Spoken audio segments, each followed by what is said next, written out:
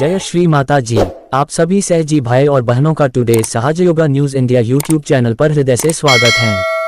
आज हम एक और नए सहजयोग मिरेकल के बारे में जानेंगे।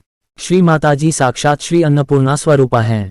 श्री माता जी ने बनाया हुआ खाना 30 लोगों के लिए ही पर्याप्त था, पर कैसे नए 150 साधकों को 2 बार खाना परोसकर भी खाना बर्तनों में बचा हुआ था। सुनिए इस अद्भुत मिरेकल में आप सभी एक बार जरूर। और जरा चमत्कार तो देखिए, मेरी आंखों के सामने ही वे बर्तन फिर से भरे हुए दिखाई दे रहे थे। और जरा चमत्कार तो देखिए, मेरी आंखों के सामने ही वे बर्तन फिर से भरे हुए दिखाई दे रहे थे। ग्यांडा मेहरानी माइलानी, हमारी दूसरी भारत यात्रा के बाद हम लोगों का सौभाग्य था कि हम मार्च 1983 में श्री माताजी का स्वागत की मेलबर्न में अपने रेनोवेट किए गए आश्रम में कर सके। हम लोग श्री माताजी के कक्ष के सामने ध्यान कर रहे थे कि अचानक माँ बाहर निकल कर आ गईं।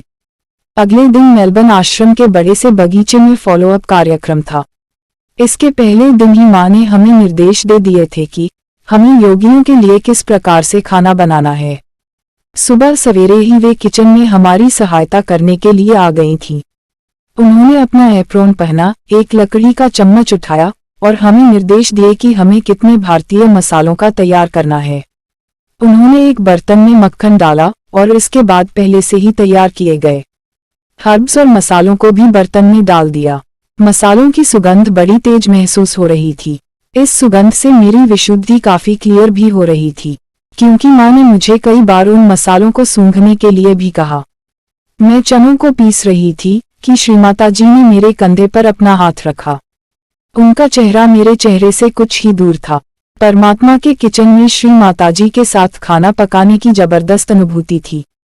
माँ ने उन सभी साधकों के लिए बहुत ही लाजवाब खाना पकाया था जो उस दिन वहां आने वाले थे। आखिर में एक बड़ा पतीला चने और एक बड़ा बर्तन भरकर चावल तैयार हो गए, जिसको खाने वाले लगभग 200 लोग थे। मुझे तो ये खाना केवल 30 लोगों के लिए ही काफी लग रहा था। जैसे ही माँ ने 150 नए लोगों को संबोधित करना समाप्त किया, उन्होंने उन लोगों को भोजन ग्रहण करने को कहा। हमने खाना सर्व करना शुरू किया और जरा चमत्कार तो देखिए, मेरी आंखों के सामने ही वे बर्तन फिर से भरे हुए दिखाई दे रहे थे।